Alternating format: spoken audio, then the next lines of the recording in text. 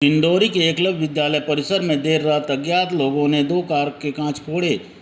शिक्षकों ने कोतवाली में किया शिकायत। डिंडोरी के एकलव्य विद्यालय परिसर के अंदर देर रात अज्ञात के द्वारा 2 कारों में पत्थर मारकर कांच फोड़ दिए गए। पीड़ित शिक्षकों ने इसकी शिकायत कोतवाली पुलिस से की है।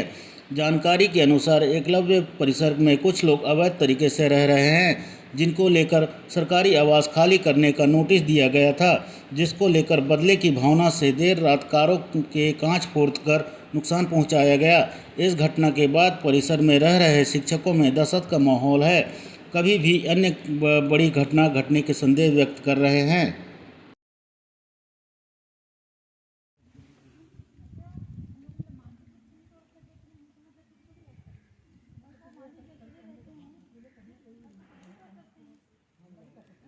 क्या लगता है कितने बजे की घटना है? घटना ये 2:15 के बीच में है। मेरी भी अचानक नींद खुली, बहुत तेज़ आवाज़ आई थी। मुझे लगा शायद किसी ने पत्थर फेंका है, तो मुझे आशंका हुई। तो फिर मैं रात में लाइट चालू करके बैठी थी बहुत देर तक, और समझ में आ तो गया तो कुछ ना कुछ हुआ है। पर जब सुबह हम लोग देखे आंगन में पत्थर वगैरह तो नहीं था। बाद में जब बाहर निकल कर देखे तो पूरे कांच टूटी हुई थी गाड़ियों की।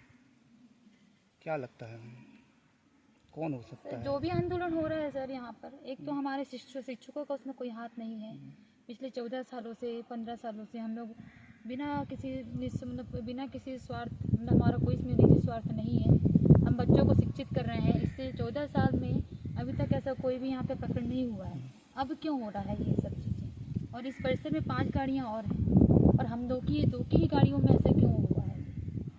तो कहीं ना कहीं जो भी लोग हैं वो इसी परिसर से संबंधित हैं, जिनको हमसे द्वेष भावना है, या जिनके कारण हमारे कारण जिनके काम नहीं बन रहे हैं। मतलब कुल मिला के अगर बोलें तो जो ईमानदारी से काम करने का, मतलब जो ईमानदारी से काम कर रहा है उसका साथ देने का, या वो काम करने का, ये हमको शायद इनाम बोले या दुष्प्रभाव जो भी बोले वो हमको। थाने में शिकायत की है? थाने में हम लोग शिकायत करने गए थे, तो उन्होंने ये भी बोला कि एक बार आप CCTV थोड़ा देख लें अपने यहाँ का। पर क्या CCTV की फुटेज निकालना इतना आसान नहीं होता है, तो उसके लिए टेक्नीशियन को बुलाया गया है अभी। पर फिर भी हम लोग पहले अभी जाएंगे कलेक्टर सर को या डिप्टी कलेक्टर को अपना प्रतिवेदन देंगे, और उसके बाद आने के बाद सीधे हम बोलेंगे कि अब जो भी कार्रवाई होगी वो पुलिस ही करें, क्योंकि हम कब तक यहाँ से वहाँ से यहाँ दौड़ते रहेंगे, है ना। हमारी पढ़ाई भी प्रभावित हो रही है, हम मानसिक रूप से भी प्रताड़ित हैं। मतलब ऐसे में तो हमारी जान को भी तो खतरा है। हम अकेले रहते हैं, गर्मी भर हमारी गाड़ियाँ यहाँ पर खड़ी थी, तब तो कुछ नहीं हुआ। अब क्यों हो रहा है? आंदोलन के बाद ही क्यों हो रहा है? मतलब सोचे समझे साजिश है, किसी रूप से इनको हताहत किया जाए। क्या नाम लिखते हैं मैडम? मैं श्रीमती मंजू सिंह हूँ। कौन से पद में? मैं यहाँ पे PGT बायोलॉजी के पद पर हूँ, और पिछले 14 साल से यहाँ पर कार्य हम निरंतर कार्यरत हैं यहाँ पर, क्योंकि हम लोग मैं रेगुलर स्टाफ हूँ यहाँ की। और ऐसा तो कभी कोई मेरे मतलब 14 सालों में ऐसा कभी नहीं हमको देखने के लिए आया कि ऐसा किसी ने हम शिक्षकों के लिए ऐसा कुछ किया हो। क्या जानकारी है और क्या लगता है कौन तोड़ा होगा, कौन द्वेष भावना को लेकर काम कर रहा होगा इस परिसर पर? सर, मैं संदीप गौरखेड़े, एकलव्य आदर्श आवासीय विद्यालय डिंडोरी में 14 साल से PGT हिंदी के पद पर कार्यरत हूँ, और अपना काम मैं बड़ी ईमानदारी से करता हूँ। जो भी फैसला लेता हूँ बच्चों के हित में लेता हूँ, और इसी के चलते हम लोगों ने जितनी भी कार्य योजनाएँ बनाई हैं वो बच्चों के हित में बनाई हैं। हो सकता है कि जो लोग इस षड्यंत्र के पीछे हैं उन्हें ये सब चीज़ें उचित नहीं लग रही हैं, उनके अपने व्यक्तिगत लाभ हो सकते हैं। इस वजह से उन लोगों ने 21 तारीख को बच्चों को बहला फुसलाकर आंदोलन करवाया।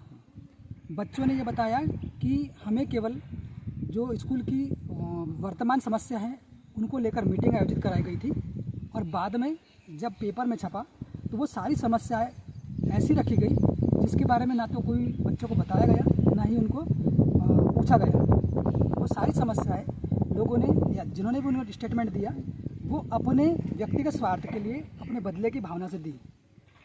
हम लोग सर इस विद्यालय के जो भी गतिविधियां चल रही हैं वो प्राचार्य के निर्देशन में करते हैं।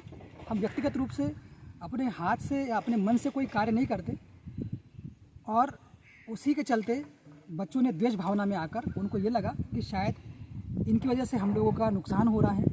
लेकिन मुझे ऐसा नहीं लगता कि हमने ऐसा भी कोई भी काम किया हो जिसमें बच्चों का अहित हुआ हो, और इसी के चलते जिला स्तरीय समिति के माध्यम से जांच बैठक बिठाई गई थी। कल हम लोग माननीय डिप्टी कलेक्टर महोदय के द्वारा बुलाए जाने पर हम अपने वक्तव्य बताने के लिए उनके पास गए और जब वापस लौटे तो गाड़ी यहीं पर खड़ी की। किसी से हमारा कोई बात नहीं हुई, ना बच्चों से ना ही और किसी से। रात में हम लोग लगभग 11:30 बजे सो गए थे और उसके बाद जब सुबह उठे तो देखा कि दोनों गाड़ियों के कांच टूटे हुए थे। मुझे ऐसा लगता है सर कि जो भी व्यक्ति इन सभी गतिविधियों के पीछे हैं उन्हीं की सोची समझी साजिश है और ये षड्यंत्र कोई छोटा मोटा नहीं है। इसके पीछे बहुत बड़ी साजिश हो सकती है और हो सकता है कि ये और भी कोई प्री प्लानिंग कर रहे हो। हमारी जान को भी खतरा है। मैं प्रशासन से निवेदन करता हूँ कि ऐसी कोई व्यवस्था की जाए जिससे हमारे ऊपर कोई आँच ना आए और ऐसी जांच हो जो भी व्यक्ति इस षड्यंत्र के पीछे छुपा हुआ है उसका खुलासा हो सके और उसको सज़ा मिल सके, क्योंकि हम लोग 14 साल से काम कर रहे हैं। हमारी छवि बहुत अच्छी है और हमने इतना अच्छा काम करने के बाद हमारे ऊपर जो आरोप लग रहा है सर, इससे हमारी छवि धूमिल हो रही है। धन्यवाद सर।